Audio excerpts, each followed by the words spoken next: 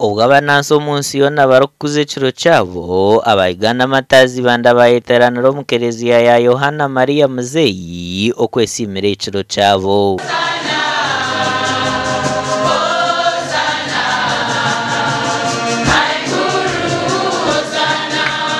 Ekitambo cha misa cyayibemberwa mu jweke rwa Archbishop Mudinare yibanda Reverend Professor Father Peter Kanyandago. Rukundo ya Kristo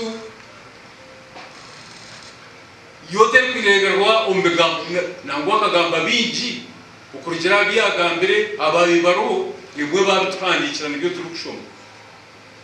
konka twana kugendera kwetegereza rukundo ya Kristo sikuza kugishanga ombegambo tuza kugishanga ombikorwa Oguyasha babashahabo kugumana bahumuriza abarwire aho yagera ngo murwire wabo tamutire mu mbera y'amashemererwa nabasa kuremwa kukira kungireyo banyakira ke manyo kutambira abantu cyo kutandukana n'ikikatunanga ubujuma bo wamuhereza kuza kumirumuka nikitandika no kwamwakira so omukutamba na nomukukiza torukutamba mushwija gonka ogo muntu wiza kuraguza tiareta mushwija gonka nanyi n'obundi omuntu kumucumbagiza Oghona yajumirira abashaha barukwata kuba barwire nobasa kumbangira wota kikozireke nangwa n'uburwire nobasa koyongera umuntu wiza tinde pressure ko kumkwata kuri yaza kukachoma cha pressure no shanga yatembe so nutuzaguze ciro cyo mutandiki witu watandikiro bunasi umujungu kazo mbeta Florence Nightingale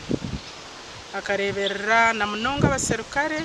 ababire bakutire omukurimian wo mu 1800s okujaguze kirecwemerera mutoguru kugira ngo our nances our future ekiro kumanyisa ngo amagara g'abantu agobwire bwo misho gemerira habashaho aba abazinansi n'abazarisa twetaga okuteka mamani mingi ningashi government ninge binde bitogoro kuteka mamani mingi okugira ngo health care system ebase kwemerera ehamire